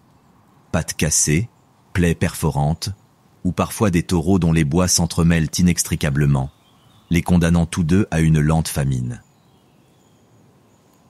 Une femelle wapiti n'est réceptive que 24 heures durant son cycle œustral, ce qui crée une concurrence intense entre les mâles. Le mâle dominant doit surveiller constamment son harem, détectant l'approche de la fertilité de chaque femelle tout en se défendant contre des rivaux opportunistes. La dépense énergétique est énorme, car les mâles peuvent perdre jusqu'à 20% de leur poids corporel pendant le rut, entrant ainsi en hiver dans un état de santé précaire qui augmente le risque de mortalité. Chez les grizzlies de Yellowstone, l'automne déclenche une frénésie alimentaire appelée hyperphagie, un état biologique où la faim prend le pas sur presque tous les autres impératifs. Les ours doivent consommer jusqu'à 20 000 calories par jour durant cette période pour constituer les réserves de graisse nécessaires à leur hibernation. Leur capacité de fouille, déjà impressionnante, s'intensifie lorsqu'ils extraient des racines de biscuits, des yampas et autres tubercules riches en amidon des prairies du parc. La bosse caractéristique du grizzly est dotée de muscles massifs qui lui permettent de creuser. Ses griffes antérieures, qui peuvent dépasser 10 cm de long, sont des outils d'excavation efficaces. Un seul ours peut retourner des hectares de terre pendant sa quête de nourriture automnale, aérant ainsi le sol et disséminant les graines. Les baies attirent les ours à des kilomètres à la ronde, leur odorat remarquable détectant les fruits mûrs sur de vastes distances. Les myrtilles, les amélanchiers, les cerises de Virginie et les baies de Shepherdie du Canada fournissent un sucre concentré qui se transforme efficacement en graisse nécessaire à la survie hivernale. Un ours peut consommer des milliers de baies chaque jour, dont le jus tache sa fourrure autour de la bouche et des pattes. Dans les bassins versants où les populations indigènes de truites fardées demeurent saines, les migrations de poissons d'automne fournissent des protéines et des graisses essentielles aux ours qui se préparent à l'hibernation. Les ours utilisent diverses techniques de pêche, comme se tenir immobile avant de bondir à la vitesse de l'éclair, plonger la tête la première pour plaquer les poissons au fond du cours d'eau ou simplement patauger dans les eaux peu profondes et les repousser sur la berge de leurs pattes puissantes.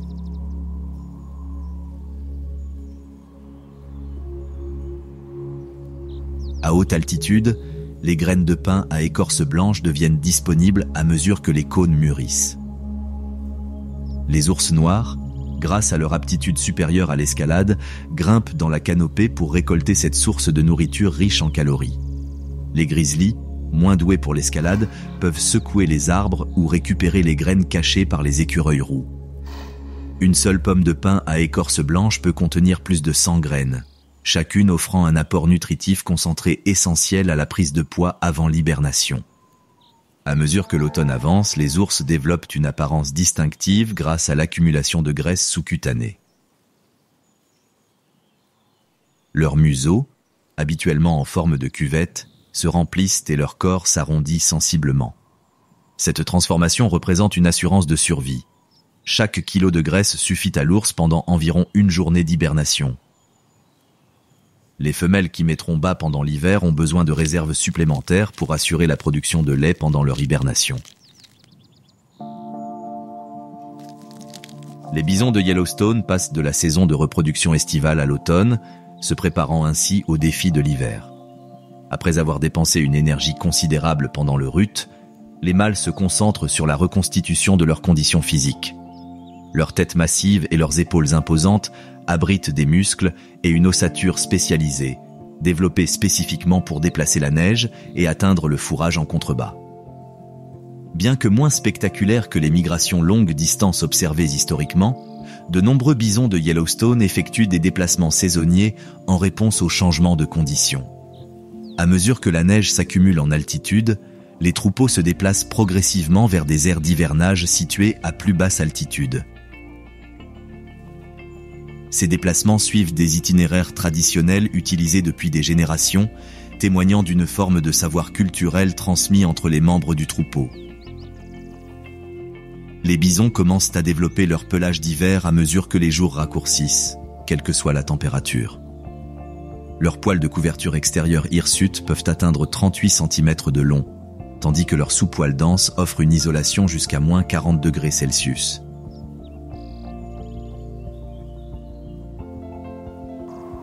Cette adaptation remarquable leur permet de conserver leur chaleur corporelle si efficacement que la neige peut s'accumuler sur leur dos sans fondre sous l'effet de la chaleur corporelle.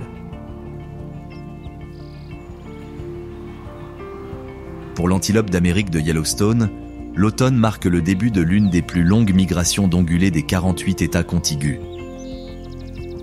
Certains troupeaux parcourent plus de 240 km entre leurs aires d'estivage dans le parc et leurs aires d'hivernage dans le bassin de la Green River, dans le Wyoming. Ce périple traverse de multiples juridictions, empruntant un réseau de routes, de clôtures, de projets de développement énergétique et de zones résidentielles. Les remarquables adaptations de l'antilope d'Amérique se manifestent lors des migrations. En cas d'alerte, des muscles spécialisés dressent les poils blancs de sa croupe, créant un signal lumineux visible à des kilomètres à la ronde qui alerte les autres antilopes d'un danger potentiel. Leur cœur, leurs poumons et leurs trachées surdimensionnées leur permettent de courir à une vitesse soutenue de 56 km/h, avec des pointes dépassant 88 km/h. Il s'agit d'une réponse évolutive à des prédateurs aujourd'hui disparus, qui les protègent des loups et des coyotes. Pour les loups de Yellowstone, l'automne est synonyme de consolidation familiale. Les louveteaux nés au printemps, presque adultes, s'intègrent mieux aux activités de la meute. Le chaos structuré de l'élevage estival des louveteaux laisse place à des comportements de meute plus coordonnés. L'efficacité de la chasse s'améliore grâce à la participation de ces loups adolescents, même si leur exubérance compromet parfois la discrétion calculée des adultes expérimentés. Les loups se déplacent généralement en suivant une démarche à enregistrement direct, plaçant leurs pattes arrière précisément dans les traces laissées par leurs pattes avant. Ce mouvement économe en énergie leur permet de parcourir de grandes distances en minimisant les efforts. Une meute de loups typique peut patrouiller un territoire de plus de 500 km², utilisant les hurlements et le marquage olfactif pour communiquer les limites aux meutes voisines. La cohésion de la meute se renforce grâce aux vocalisations partagées. Les hurlements des loups ont de multiples fonctions. Annonce territoriale, appel au rassemblement et expression des liens sociaux. Chaque loup possède une voix distinctive, reconnaissable par ses compagnons de meute. Et les séances de hurlement commencent souvent avec un animal et s'intensifient lorsque les autres se joignent à eux pour former un chœur harmonieux. Ces vocalisations peuvent porter sur des kilomètres dans les vallées ouvertes du Yellowstone, créant l'un des paysages sonores les plus emblématiques de la nature sauvage. L'automne apporte une activité frénétique aux colonies de castors de Yellowstone. Ces rongeurs industrieux doivent s'assurer que leurs barrages et leurs huttes sont en parfait état avant que la formation de glace ne limite leur capacité de construction. Le bruit des arbres qui tombent devient fréquent le long des corridors riverains, tandis que les castors récoltent les matériaux de construction et les réserves de nourriture qui leur permettront de passer l'hiver. Les incisives oranges caractéristiques du castor poussent continuellement tout au long de sa vie, l'émail étant plus dur sur la face avant que sur la face arrière. Cette dureté différentielle crée un effet d'auto-affûtage à mesure que les dents s'usent, conservant un tranchant semblable à celui d'un ciseau capable d'abattre un arbre de 15 cm de diamètre en moins de 30 minutes. Ces mêmes dents permettent aux castors de couper les branches en sections maniables pour les transporter jusqu'à leur hutte.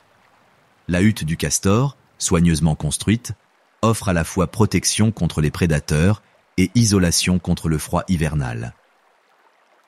Avec des murs pouvant atteindre 1 mètre d'épaisseur, composés de branches entrelacées et scellées avec de la boue, la chambre d'habitation intérieure reste au-dessus du gel, même lorsque les températures extérieures chutent bien en dessous de zéro. Des entrées sous-marines empêchent l'accès aux prédateurs terrestres, tandis que des réserves de nourriture stockées sous la glace fournissent de la nourriture lorsque la recherche de nourriture devient impossible. Les trembles offrent l'un des spectacles les plus spectaculaires de l'automne. Ces arbres à feuilles caduques vivent en colonies clonales reliées par un système racinaire massif et unique. Ce qui semble être une forêt d'arbres individuels pourrait en réalité être un organisme unique, vieux de plusieurs milliers d'années. Leur feuillage d'automne doré et éclatant résulte de la réabsorption de chlorophylle par l'arbre, révélant des pigments caroténoïdes jaunes auparavant masqués par le vert. Le mouvement caractéristique des feuilles du tremble, tremblant au moindre souffle de vent, résulte de l'aplatissement de leur pétiole. Cette adaptation permet à la lumière du soleil d'atteindre les feuilles inférieures et peut réduire l'herbivorie en rendant plus difficile l'atterrissage et l'alimentation des insectes.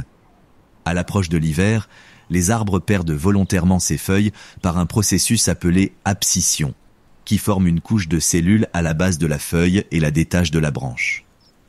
Les casse-noix d'Amérique jouent un rôle crucial dans la reproduction du pin à écorce blanche. Ces corvidés spécialisés récoltent les graines des cônes et en stockent des milliers dans des caches souterraines disséminées sur leur territoire. Leur remarquable mémoire spatiale leur permet de récupérer la plupart de ces caches lors des pénuries alimentaires hivernales, mais les graines oubliées constituent la prochaine génération d'arbres. Le bec du casse-noix est un outil spécialisé, développé spécifiquement pour extraire les graines des cônes fermés. Cette relation coévolutive entre l'oiseau et l'arbre s'est développée au fil de millions d'années et le pin à écorce blanche dépend désormais du casse-noix pour la dispersion de ses graines. Le changement climatique menace cette relation, car le réchauffement climatique permet aux dendroctones du pin de survivre à des altitudes plus élevées, décimant les forêts de pin à écorce blanche plus vite qu'elles ne se régénèrent. Les bois des orignaux mâles achèvent leur cycle annuel de croissance au début de l'automne. Contrairement aux bois des autres espèces de cerfs, qui se ramifient généralement dans plusieurs directions, ceux des orignaux se développent en structures palmées, de larges rameaux aplatis pouvant atteindre 1,80 m d'envergure. Ces excroissances massives nécessitent un investissement nutritionnel considérable, consommant du calcium et du phosphore, qu'il faut reconstituer avant les défis de l'hiver. La transition entre une végétation veloutée et une arme durcie se produit rapidement. Lorsque l'afflux sanguin vers les bois cesse, le velours s'assèche et devient irritant. Les taureaux se frottent contre la végétation pour éliminer ces tissus morts, semblant parfois presque maniaques dans leurs efforts pour se libérer des lambeaux de peau ensanglantés. Les bois polis en dessous servent à la fois aux combats entre mâles et à démontrer visuellement leur qualité génétique aux partenaires potentiels.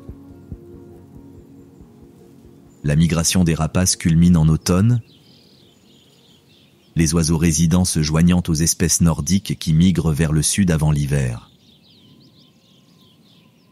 Les aigles royaux profitent des courants thermiques ascendants créés par le réchauffement des parois rocheuses et des pentes exposées au sud par le soleil.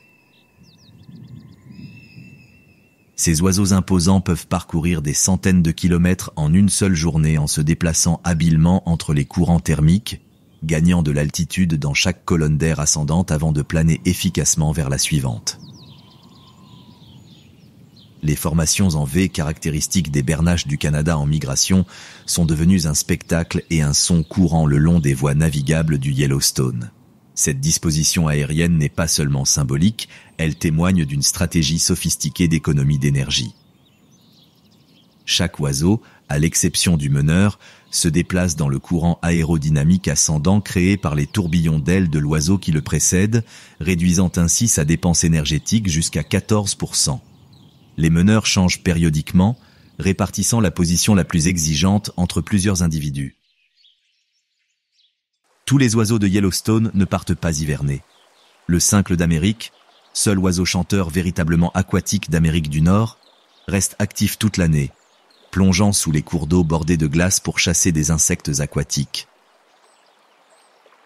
Ces oiseaux remarquables se sont adaptés à leur stratégie de recherche de nourriture sous-marine grâce à des cellules sanguines spécialisées qui stockent de l'oxygène, des écailles mobiles qui ferment leurs narines pendant les plongées et des glandes sébacées spécialisées qui imperméabilisent leurs plumes.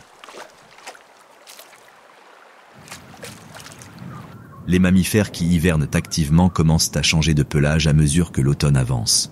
Le pelage d'été de la martre des pins laisse place à une fourrure d'hiver plus dense, avec des poils de garde plus longs et un sous-poil plus isolant.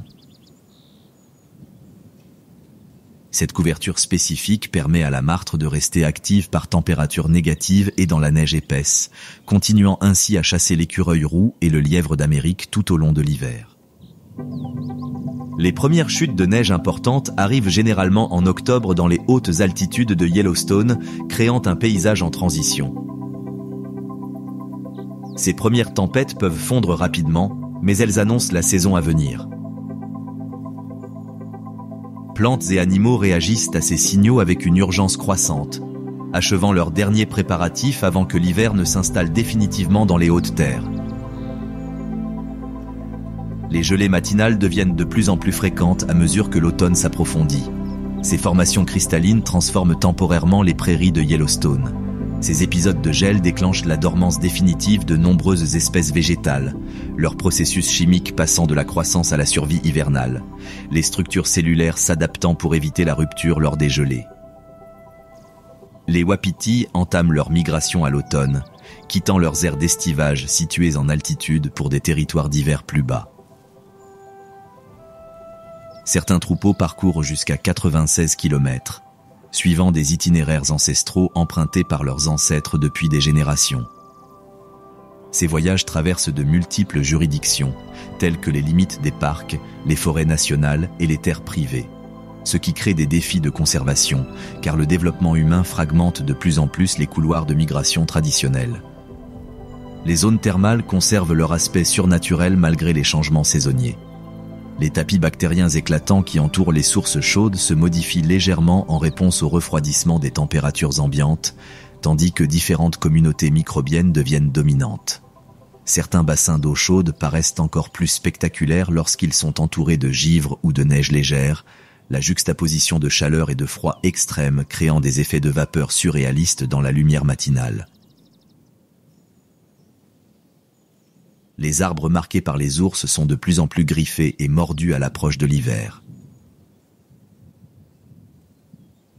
Les ours noirs et les grizzlies laissent des traces d'odeur, des échantillons de poils et des signes visuels de leur présence en se frottant et en griffant certains arbres. Ces communications aident les ours à éviter les confrontations directes pendant leur frénésie alimentaire pré-hibernante lorsque l'agressivité est élevée et que les territoires se chevauchent sur les sites d'alimentation productifs. La truite fario, introduite dans les eaux de Yellowstone au début du XXe siècle, commence sa période de frai lorsque la température de l'eau baisse. Les femelles utilisent leur queue pour creuser des dépressions dans le fond graveleux des ruisseaux où elles déposent leurs œufs qui seront fécondés par les mâles présents. Contrairement à la truite fardée indigène qui fraie au printemps, la truite fario se reproduit en automne. Ses œufs se développent lentement pendant les mois d'hiver avant d'éclore au début du printemps. La coloration distinctive du renard roux devient encore plus frappante à mesure que sa fourrure hivernale se développe. Son sous-poil dense, qui peut augmenter de 40% pour assurer son isolation hivernale, lui donne une apparence plus fournie à la fin de l'automne. Ces prédateurs adaptables étendent leur chasse au-delà des rongeurs lorsque cela est possible, profitant de la vulnérabilité saisonnière des oiseaux nichant au sol et des ongulés blessés occasionnels incapables de s'échapper. Les mouflons d'Amérique se préparent à leur propre saison de reproduction à mesure que l'automne avance. Après avoir passé l'été en groupe de célibataires exclusivement mâles, ils s'approchent désormais des troupeaux de femelles avec un intérêt croissant. Les premières interactions entre mâles prennent la forme de poussées rituelles, leurs cornes massives et recourbées se rejoignant sans force. Les cornes d'un mouflon d'Amérique adulte peuvent peser plus de 13,6 kg, soit environ 10% de son poids total. Contrairement au bois de cerf, qui tombe chaque année, ces cornes poussent tout au long de la vie de l'animal, formant des cernes annuelles semblables à ceux des arbres. Les combats entre béliers de force égale produisent un son qui porte à des kilomètres à travers les vallées montagneuses.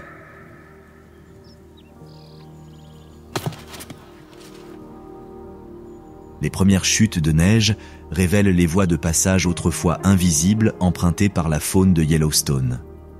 Les pistes de gibier deviennent visibles à mesure que la neige s'accumule partout, sauf sur les routes fréquemment empruntées, où un passage constant empêche toute accumulation.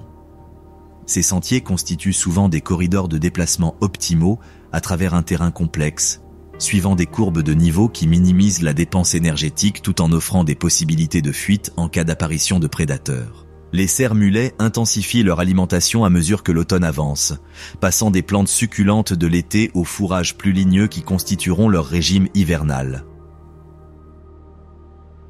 Leurs estomacs spécialisés, abritant des microbiomes complexes de bactéries et de protozoaires, décomposent les matières végétales indigestes pour la plupart des autres mammifères. Cette adaptation leur permet d'extraire un maximum de nutriments de sources alimentaires apparemment de mauvaise qualité, comme la sauge et la brousse amère. La lèvre supérieure préhensile du cerf-mulet lui permet de sélectionner avec précision les parties les plus nutritives des plantes. Contrairement à ses cousins à queue blanche qui ont tendance à brouter de manière généralisée, le cerf-mulet cueille délicatement des feuilles et des parties spécifiques des plantes, maximisant ainsi son apport nutritionnel tout en minimisant sa dépense énergétique. Les petits mammifères effectuent leurs derniers préparatifs pour survivre à l'hiver. Les spermophiles à manteau doré peaufinent leurs terriers d'hibernation, tapissant leurs chambres d'herbes et de feuilles pour les isoler. Ayant augmenté leur poids jusqu'à 50% grâce à l'alimentation automnale, ils entrent bientôt dans une torpeur profonde où leur température corporelle chute à un niveau proche de la température ambiante, leur rythme cardiaque passe de 200 battements par minute à seulement 5 à 10 et leur respiration ralentit à quelques respirations par minute. Les abajous spécialisés du spermophile permettent un transport efficace des graines et des noix vers des caches souterraines. Ces compartiments extensibles peuvent contenir des quantités surprenantes de nourriture, permettant ainsi de transporter plusieurs articles en une seule fois. Certains aliments seront consommés avant l'hibernation, tandis que d'autres constituent des réserves d'urgence pour les brefs réveils hivernaux lorsque les animaux ont besoin d'énergie rapide avant de retourner à la torpeur. À la fin du rut, les wapitis mâles montrent des signes visibles d'épuisement. Leur concentration sur l'accouplement a un coût physique considérable. Certains mâles perdent jusqu'à 20% de leur poids pendant la saison de reproduction.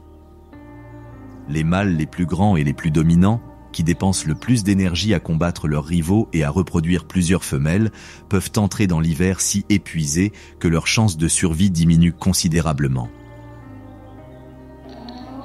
Les corbeaux de Yellowstone restent actifs toute l'année, leur intelligence et leur adaptabilité leur permettant de s'épanouir dans les conditions les plus difficiles.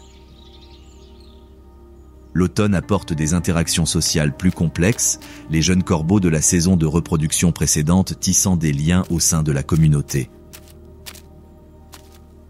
Ces oiseaux très intelligents se livrent à des comportements apparemment ludiques tels que des acrobaties aériennes, la manipulation d'objets et même la glissade sur des toits enneigés, apparemment pour le simple plaisir. L'intelligence remarquable du corbeau se manifeste par des capacités sophistiquées de résolution de problèmes. Il fabrique et utilise des outils, se souvient des visages humains pendant des années, utilise la ruse pour cacher de la nourriture lorsqu'on l'observe et fait preuve d'une capacité cognitive rare, la prise de perspective, que peu d'autres espèces possèdent. Leur adaptabilité explique leur présence dans pratiquement tous les habitats du parc national de Yellowstone, des prairies alpines aux vallées fluviales en passant par les bassins thermaux. Les mouflons d'Amérique nés au printemps ont considérablement grandi à l'automne, développant la coordination et la force qui leur permettront de survivre à leur premier hiver. Leur capacité d'escalade particulière, déjà impressionnante à la naissance, s'est affinée grâce à des mois de pratique sur les falaises abruptes et les affleurements rocheux du parc. Cette locomotion spécialisée constitue leur principale défense contre les prédateurs incapables de les suivre sur des terrains quasi verticaux. À mesure que l'automne s'installe, la végétation du parc présente une remarquable diversité de stratégies de préparation. Alors que les feuillus comme le tremble et le peuplier perdent entièrement leurs feuilles, les conifères ont développé différentes adaptations pour survivre à l'hiver. Leurs feuilles en forme d'aiguille sont recouvertes d'une couche cireuse qui prévient la perte d'humidité, tandis que les composés anti-gel naturels contenus dans leur sève préviennent les dommages causés par le gel, même par temps très froid. Le tétras des armoises, la plus grande espèce indigène de tétras d'Amérique du Nord, forme des groupes plus importants à l'approche de l'hiver. Ces oiseaux remarquables prennent du poids pour l'hiver, contrairement à de nombreuses espèces qui entrent dans la saison en pleine forme et perdent progressivement du poids. Leur système digestif spécialisé leur permet de survivre presque exclusivement en se nourrissant de feuilles d'armoise pendant les mois d'hiver, puisant leurs nutriments dans une source alimentaire trop riche en huile volatile pour la plupart des autres animaux.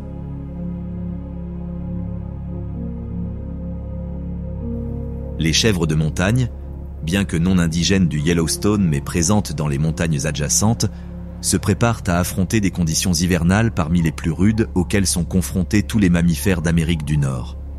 Leur pelage double couche est exceptionnellement épais, et leurs poils de garde creux offrent une isolation comparable à celle de vêtements d'hiver haute technologie. Leurs sabots spécialisés, dotés d'une partie centrale souple et adhérente, entourée de bords tranchants et durs, leur permettent de traverser les surfaces glacées et les parois rocheuses presque verticales avec une apparente nonchalance. Les conditions météorologiques évoluent à mesure que l'automne avance, avec les tempêtes du Pacifique apportant plus d'humidité et des températures plus froides.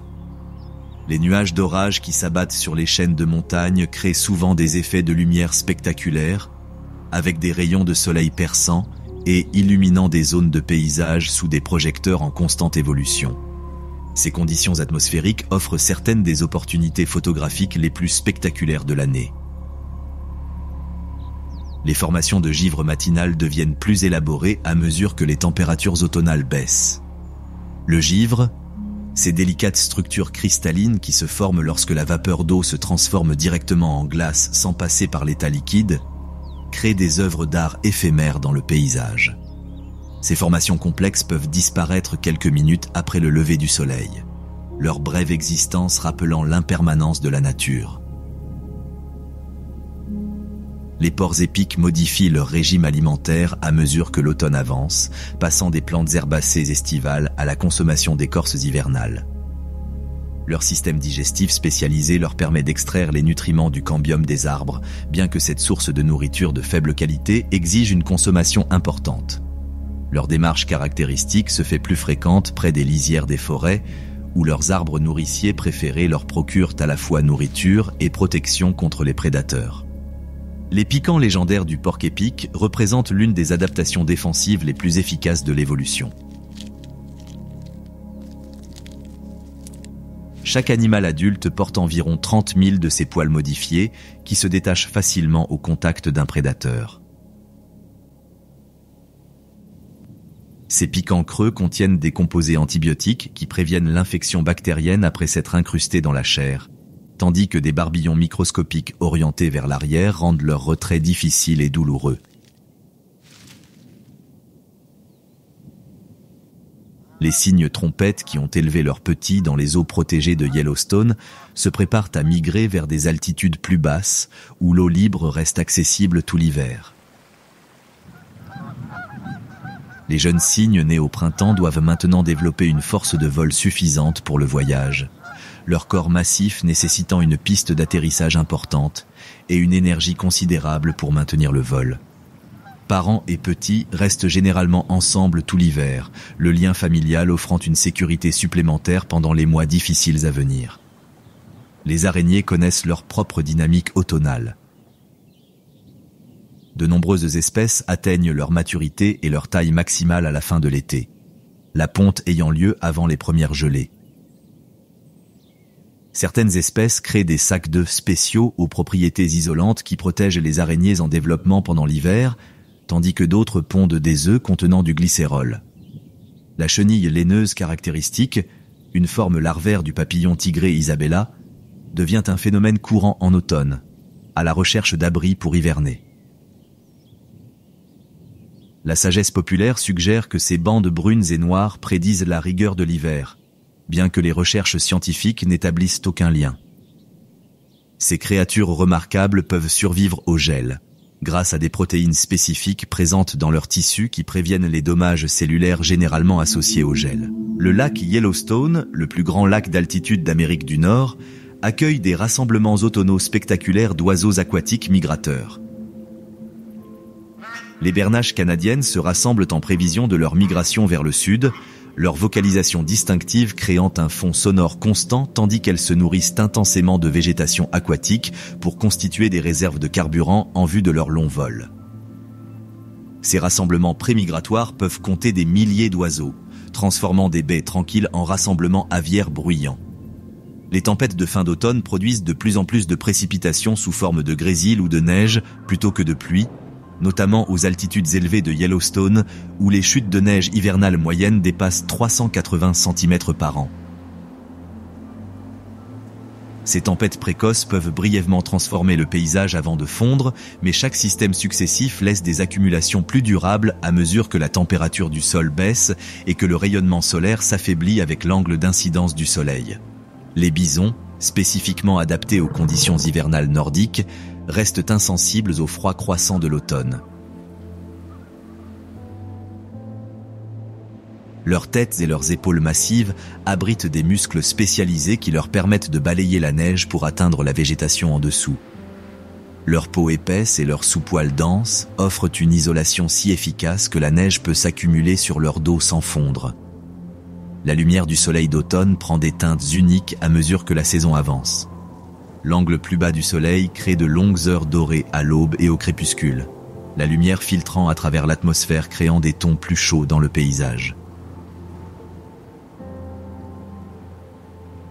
Les photographes apprécient ces conditions où ombres spectaculaires et couleurs riches se combinent aux conditions météorologiques pour créer des scènes d'une beauté époustouflante. La nuit s'allonge sensiblement à mesure que l'automne s'installe, l'obscurité s'accumulant chaque jour jusqu'au solstice d'hiver. Ce rythme fondamental entraîne des changements biologiques dans tout l'écosystème, depuis les changements physiologiques des plantes et des animaux se préparant à l'hiver jusqu'aux adaptations comportementales des espèces qui ajustent leur schéma d'activité aux variations de luminosité. Les pleines lunes revêtent une importance particulière en automne, offrant un supplément de lumière aux animaux nocturnes pendant les nuits de plus en plus longues. Les prédateurs comme les pumas et les hiboux peuvent adapter leur stratégie de chasse pour exploiter les proies rendues plus visibles par la lumière lunaire reflétée sur le givre ou la fine couche de neige. Ces cycles lunaires influencent le comportement de la faune depuis des millénaires, créant des schémas temporels largement invisibles aux observateurs diurnes.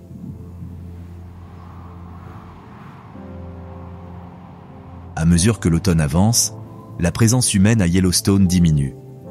La plupart des installations du parc ferment fin octobre, les routes deviennent de plus en plus vulnérables aux fermetures dues à la neige, et seuls les visiteurs les plus courageux restent pour assister à la transition vers l'hiver. Cette réduction saisonnière de l'activité humaine permet à la faune de reconquérir des espaces habituellement fréquentés par le tourisme estival. Les traces d'ours dans la neige fraîche deviennent de plus en plus fréquentes à l'approche de l'hibernation. Les ours noirs et les grizzlies effectuent leurs dernières incursions alimentaires avant de s'installer dans leur tanière, restant parfois actifs plus tard que d'habitude si la nourriture reste abondante.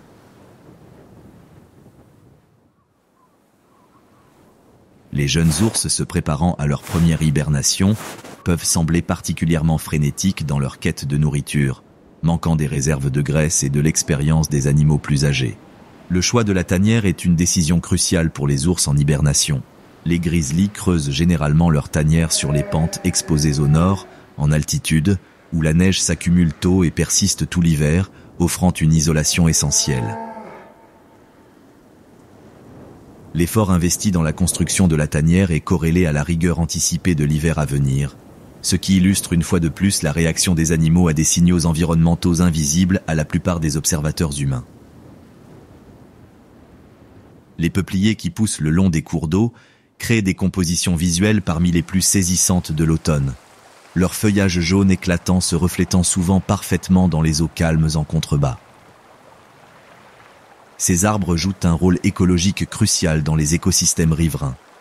Leurs racines stabilisent les berges contre l'érosion, tandis que leurs branches offrent un habitat de nidification aux oiseaux et des plateformes aux pigargues à tête blanche. La chute des feuilles en automne restitue au sol des nutriments essentiels par décomposition.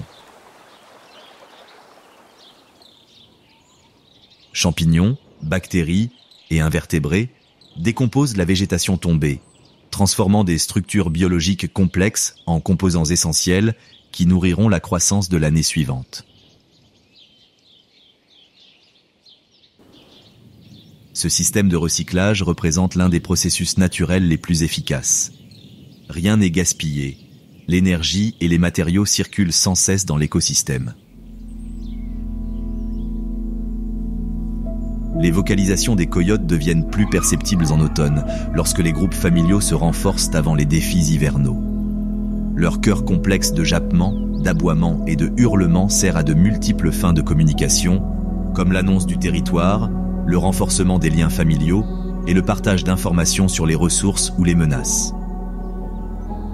Un seul coyote peut émettre des sons qui semblent provenir de plusieurs animaux. À mesure que les nuits d'automne s'allongent, les occasions d'observer les aurores boréales se multiplient. Ces spectacles lumineux éthérés résultent de l'interaction des particules solaires avec le champ magnétique et l'atmosphère terrestre. L'isolement relatif de Yellowstone par rapport à la pollution lumineuse en fait un excellent site d'observation lorsque l'activité solaire crée des conditions favorables. Les rideaux de lumière vert, violet et parfois rouge dansant offrent des expériences inoubliables aux observateurs chanceux. Les premières formations de glace significatives apparaissent le long des cours d'eau et des rivières lorsque les températures automnales descendent en dessous de zéro pendant de longues périodes. Ces structures cristallines s'étendent vers l'extérieur des rivages, créant des motifs délicats qui changent quotidiennement au gré des fluctuations de température. Le bruit de l'eau en mouvement s'atténue lorsque la glace restreint le débit, témoignant ainsi de la progression de la saison. Alors que les derniers jours de l'automne cèdent la place à l'hiver, le grand cycle se prépare à recommencer. Les graines dorment sous la terre et la neige, les animaux s'habituent à la survie hivernale, et le paysage entre dans une période de dormance apparente qui masque les processus biologiques qui se poursuivent sous la surface.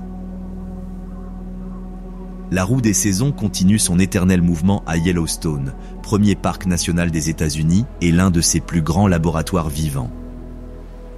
Depuis plus de 150 ans, le parc national de Yellowstone est à la fois un sanctuaire pour la faune et une vitrine pour les visiteurs.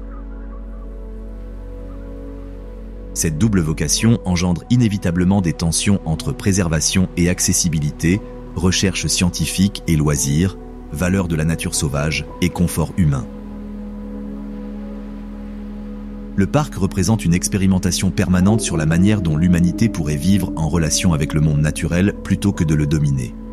L'empreinte humaine à Yellowstone reste relativement faible par rapport aux terres environnantes, mais notre présence a des répercussions sur l'ensemble de l'écosystème. Les routes fragmentent l'habitat et modifient les déplacements de la faune. Les infrastructures concentrent l'activité humaine dans des zones sensibles. Même une observation de la faune bien intentionnée peut perturber les comportements naturels lorsque les visiteurs s'approchent de trop près ou sont trop nombreux. Le parc présente également des réussites en matière de conservation. impossible sans intervention humaine. Le retour des loups au milieu des années 1990 a rétabli un prédateur clé absent depuis des décennies, déclenchant des cascades trophiques qui ont amélioré la santé et la biodiversité de l'écosystème. Une gestion rigoureuse a contribué à restaurer des populations de grizzlies, de bisons, de cygnes trompettes et d'autres espèces autrefois menacées d'extinction régionale.